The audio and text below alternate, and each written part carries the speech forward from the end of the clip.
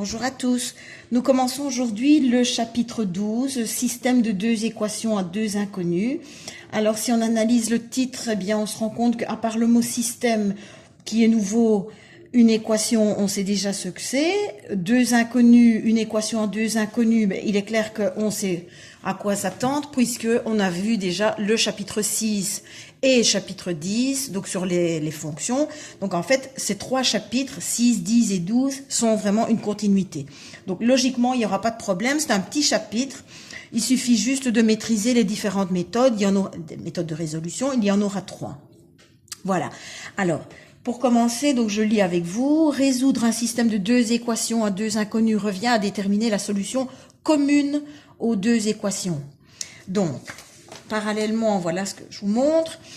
Un système, il est reconnaissable à l'accolade qu'il y aura à sa gauche. Donc voilà un exemple de système. Vous voyez que vous avez deux équations à deux inconnues puisque le x et le y figurent dans les deux, précédé d'une accolade, donc c'est bien un système. Par contre, si j'avais la même chose mais sans accolade, dans ce cas-là, il s'agit tout simplement de deux équations différentes à résoudre. J'aurais donc une solution pour la première, une solution pour la deuxième. Alors que dans ce cas-ci, je dois rechercher la solution aussi bien valable pour l'une que pour l'autre. Alors, pourquoi appelle-t-on cela des équations à deux inconnus? Ben forcément, donc, comme je l'ai déjà dit, le x et le y. Alors, dans l'introduction donc du chapitre, on vous dit aussi que nous savons que le graphique d'une équation du premier degré à deux inconnus est une droite.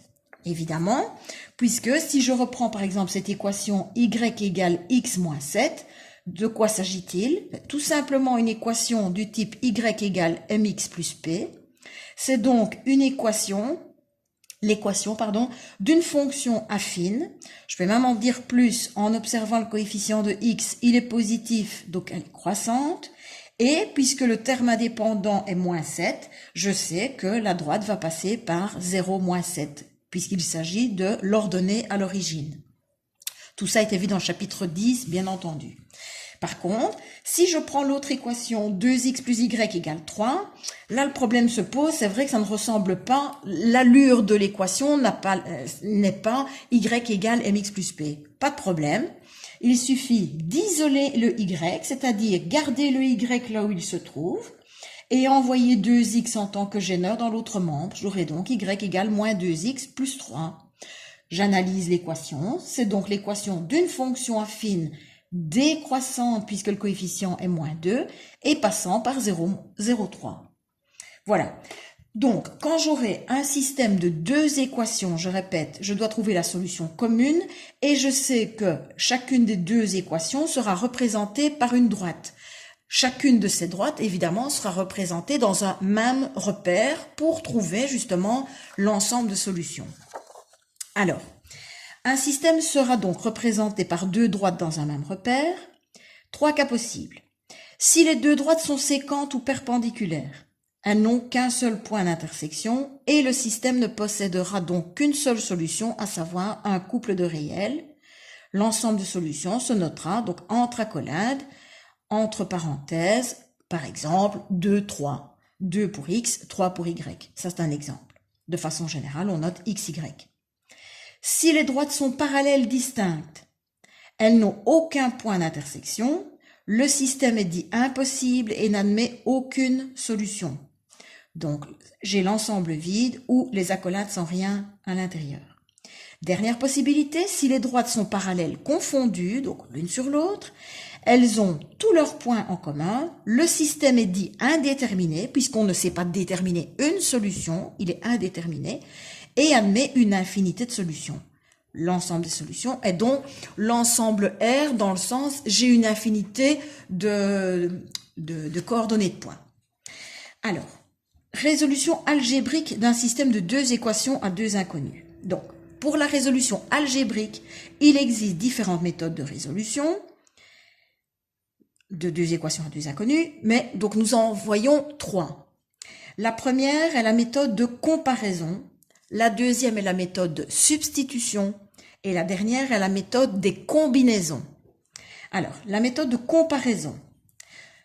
Souviens-toi, donc je fais un petit rappel par rapport à la géométrie. Souviens-toi, nous avons vu en géométrie. Ça, c'était dans le chapitre des angles.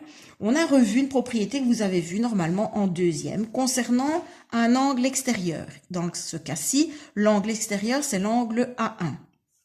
Et on a vu que l'amplitude d'un angle extérieur à un triangle, ça se trouve ici, vaut la somme des deux angles intérieurs non adjacents. Donc, pour le prouver, voilà ce qu'on avait fait en classe. On avait, ça on le savait, que la somme des amplitudes des angles intérieurs d'un triangle vaut 180 degrés. Donc A plus B plus C égale 180 degrés. Mais on sait aussi que l'amplitude de A plus celle de A1 vaut aussi 180 degrés puisque ce sont des angles adjacents supplémentaires.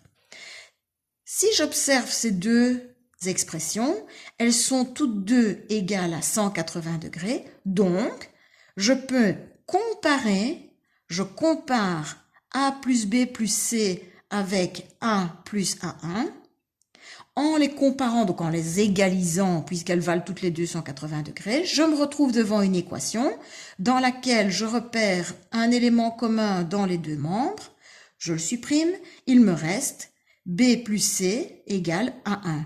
Autrement dit, ce que je devais démontrer. Je le remontre, A1 est égal à l'amplitude de B plus l'amplitude de C. Donc on a comparé les deux égalités valant 180 degrés. Pour résoudre un système de deux équations à deux inconnues par la méthode de comparaison, c'est pareil. Voyons ça ensemble. Voilà. Alors, je vais cacher ça, on n'en a pas besoin pour l'instant.